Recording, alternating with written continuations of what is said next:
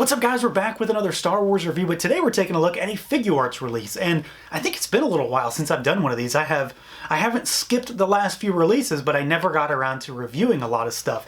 But today we're taking a look at the first figure from 2021. We've got the Heavy Mando on deck today, and I am very excited to take a look at this guy because there are not many Figuarts in the Star Wars line that are of this size. This guy is definitely a lot bigger than what we're used to, and I'm a big fan of this design. I really like the Black Series figure, so of course we have to check this one out. We've got him here in the standard retail style package for the line, so that means he gets the big window that can showcase the figure and all of his accessories, and then the back of the box has got a bunch of product shots showcasing him, some of how he moves, along with a bunch of other accessories, as well as a little bit of a cross-sell with him and the Mandalorian. So let's do it. Let's pull him out and take a look. And here we go, out of the package, our Figuarts Heavy Mando. And I gotta say, before I actually got this guy in hand, I was kind of worried about it because, well, some folks got him before me, obviously. There are obviously reports directly out of Japan, and a lot of folks seem to be slightly disappointed or a little bit annoyed by this figure. But once I got him in hand, I don't really know what the concern is. There are maybe a few little things about this guy that are not optimal, I suppose is one way to say it. But this is a pretty solid release. I mean, this is a really nice Figuarts.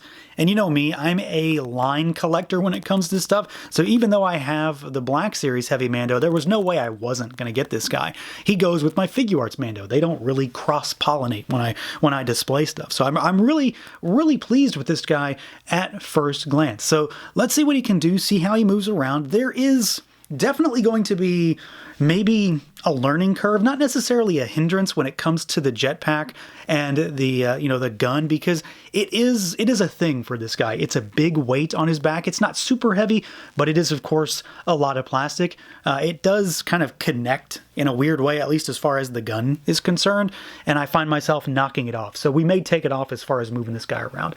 We've got a head that can look up about that far. He can look down really, really good. You've got really solid tilt. Of course, the neck is independently articulated. See, there it goes. So the gun actually just sits on a peg on the side of the jetpack. So I'm probably going to knock it off. You've got full rotation. The neck rotates. The head rotates. The arms go out at the shoulder really far. We've got an articulated shoulder pad here, so it bobs around side to side and then up and down. The arm goes up and down as well. There is a butterfly joint inside the torso, but it doesn't actually encompass the torso. The torso itself is not cut, so it really only allows it to shimmy a little bit. It's useful when it comes to the gun, but it's not as useful as many others. You've got your bicep swivel there. We've got double jointed elbows that only go, they're a little bit better than 90. They're not super high, but it's because he's got these big gauntlets.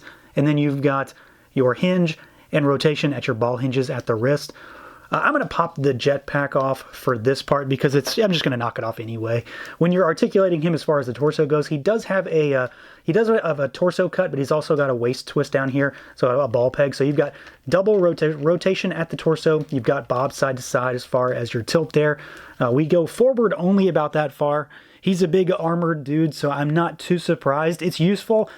Obviously, I'd love for it to be more, but it is what it is there. And he only goes backwards a little bit. The jetpack doesn't really get in the way. It's just one of those things where I'm going to knock it off if I don't take it off. The legs go out about this far. The legs are kind of odd. So they seem limited at first, but they're not really. So they don't go out very far. And at first glance, I didn't think they went out very far forward either. But there's like this sort of diaper thing almost in here. So you can see, pretty normal on Mando suits. They've got that sort of cloth underlay underneath all their armor plates. He has one here that sits underneath his crotch and it moves. So you actually have to get it up out of the way, and then he can kick forward, about this far, which is pretty good. He's got a little bit on the back too. There is a thigh cut. You've got double jointed knees, but of course you've got stuff that's going to get in the way. He's got a rubbery skirt piece back here that's going to get in the way, and the armor plates are going to get in the way. So he really only goes back about that far. We've got our ball hinge down at the ankle, so you can rotate side to side. You've got rocker.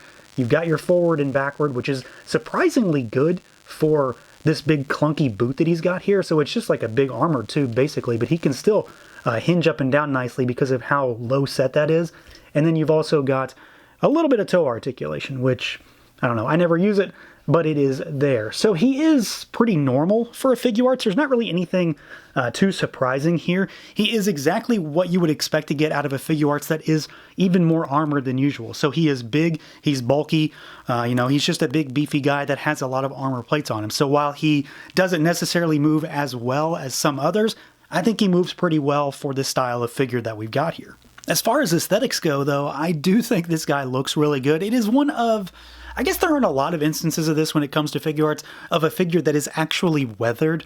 He does have a lot of battle damage and scuffing going on, which seems kind of odd to me at first. You think back to figures like Boba Fett, where that was a lot of folks' problem with that figure, was that he didn't have any of his wear and tear, really.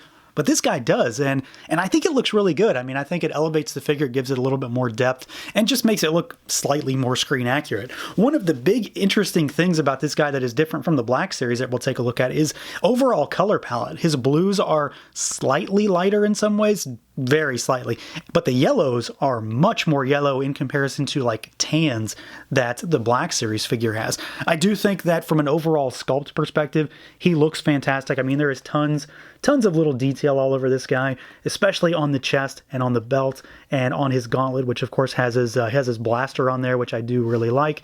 You've got the asymmetrical design when it comes to the boots and the knee pads, which is something when it comes to Star Wars figures that I always like because, I mean, it just makes them look a little bit more unique. It catches the attention, and there is just a ton of dry brushing on it to make it look worn and torn, and then a bunch of silver metallic accents to bring out some of that battle damage. And again, just to make it look like this guy has been through the thick of it, which we all know is very much the case for the heavy Mando. So I really do like this. I think this would be my preference when it comes to the two of them. I mean, when it comes to comparing them, I do think that I prefer the Figuarts to the Black Series.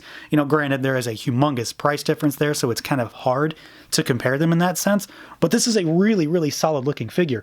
One of the big things that I know a lot of folks were talking about before getting this guy in hand, or at least from some of those initial thoughts, was the head sculpt, that it looked like it was maybe a little bit too small or kind of oddly set, and I don't think personally that is the situation here. When it comes to both Mandos before him, they definitely had like a no neck kind of situation going on, which some folks have remedied with custom neck pegs, but I don't think that's the case here. I think the head sits high enough. I think it is sized really well, and it looks, I don't know, it just looks fine to me in person. I really don't have any issues with it. There is a nice deal of paint on it, great sculpt, and a lot of battle damage as well. You've got little nicks and pock marks that are of course filled in with more of that silver metallic paint, which does really pop in comparison to the blues. It's very, very shiny. Now on the back of the figure, we do of course have his jetpack and the big sort of tripod blaster that he has. This is a removable piece. It is considered an accessory, obviously, but it is like the key defining aspect of this guy. So you've got your big jetpack, ton of paint applications. There is a lot of sculpt in here. Of course, there is, the thrusters, which we'll talk about more. You've got your cable that runs to the gun. This is a removable piece. You'll have to put it together when you actually get him. It's just a peg. And then you've got the actual gun itself. Let's take it off real quick. So you've got, the cable here, which does have this removable peg, so you pop it in right there. This guy can swivel when it's in, so you can kind of better position it on his back, but also better position it when it's in his hand. We've got the gun itself, tons of paint. You've got a movable handle on the top, and it looks fantastic. It just pegs onto the back with a simple peg. And then, of course, like I said, this pegs onto his back with just that little peg right there. And this is what you'll want to move the cable around for, because there is kind of like a little bit of tension on it at all times. So you're going to want to move it so that it's not constantly pulling. But it does look really nice. It does, of course, add a little bit of weight to the back of him. But at the same time, if you pose him up fine, you'll be able to stand him up without much issue. So I think it adds a great bit of shelf presence to this guy. Sculpt on it is fantastic. There is a ton of paint on both the jetpack and the gun itself, but the figure in general, taken as a whole, I mean, it's a complete package once you put that thing on him. I think it looks fantastic. Size is really well done. Overall sculpt is nice. Paint is just through the roof on this figure, and of course, he has something that a lot of Figuarts don't. He has a lot of battle damage, a lot of wear and tear, and it's really nice to see that on this guy because it is again, part of his look. Now, as far as comparisons go, the first one to compare to is, of course, the Black Series. And this is one of the most interesting Figuarts comparisons that I think I've seen in a while, because this is a deluxe Black Series figure. And this is very much a deluxe Figuarts because they are so similar in size. The Black Series is a little bit chunkier, and honestly, now that I've got them next to each other, I think that's to the figure's detriment. I think he looks a little too big to me now. Not like I'm saying he's way too big, but by comparison, he looks slightly bigger than I think he should now. Granted, tomorrow I may think that's wrong, but right now I do think this guy is definitely my preference. And you can see what I'm talking about when it comes to color palette too. He's ever so slightly brighter in the blues on this side, and he has an entirely different color palette when it comes to the yellows. I do think this is more accurate. And of course, you've got your jetpacks on the back, and they are incredibly different, not only in sculpt, but overall size too. So his gun is a little bit chunkier, and then he's got a much, much smaller jetpack. Not to mention that his blaster on the wrist is connected to the jetpack, whereas on the Figuarts, it's connected to the arm. I'm honestly not sure which one is correct, but I do prefer this because it helps with articulation and overall movement, but I do prefer the overall sculpt here.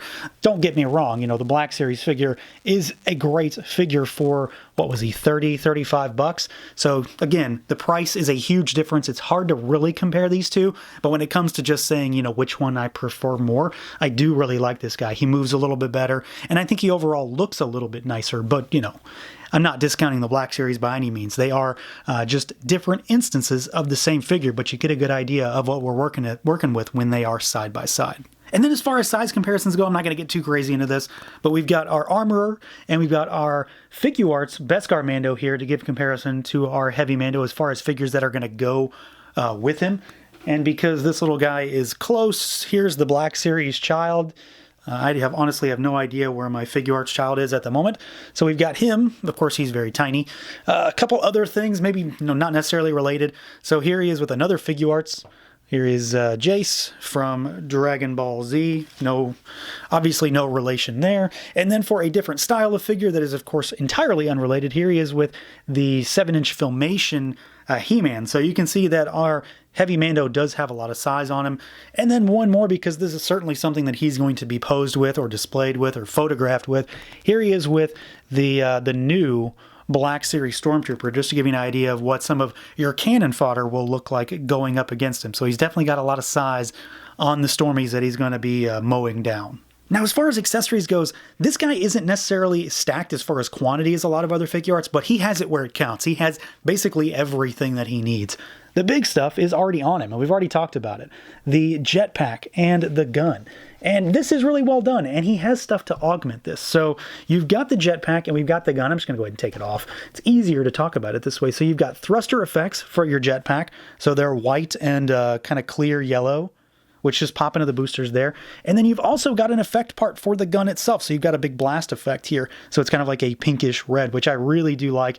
And of course, it all very much complements this very large and impressive gun jetpack setup that he has as well. So that's, of course, the big stuff. That's the big thing when it comes to this guy. But he does have a few other things. So we've got hands as usual. You've got an open palm, slightly gripping right hand. You've got a gripping right hand. We've got a trigger finger left hand. And then you've got a slightly open gripping left. And of course, he does have fists on him in the box. And then we've got his knife that, of course, he squares off with the Mando. And this thing is really well done. Tremendous little details all over it. Nice paint job. The Black Series, if I recall, does not come with this, right? And so you've got this guy. I don't really know where he's supposed to put it. I don't think it has a home when it comes to this figure, but I'm really glad that we actually do get this on this guy. And then we've got a stand for him as well, which I was surprised to see fall out of the box when I was checking him out. So you've got your normal Tamashii base, but he's got a kind of specific actual claw here. So it's actually a little bit more augmented to fit his rather beefy midsection there. So you've got a little, it's not a huge stand, but it's a big one as far as being able to just hold him up, get him off the ground a little bit, and then of course keep him stable when you've got the whole shebang on his back. So he doesn't, again, have a ton of stuff, but what he does come with is fantastic. You've got the jetpack, you've got the thrusters, you've got the gun, you've got the energy effect. Really, that's all it does. That's all it takes for me right there. This is the big selling point for this figure for me. And then you've got the knife and the stand as an added bonus. And then of course you've got a nice small selection of hands to pretty much round him out. So yeah, this is a really solid release. I'm really happy with this guy. I've had a lot of fun with him since I got him out of the box. again, I don't know what I was worried about.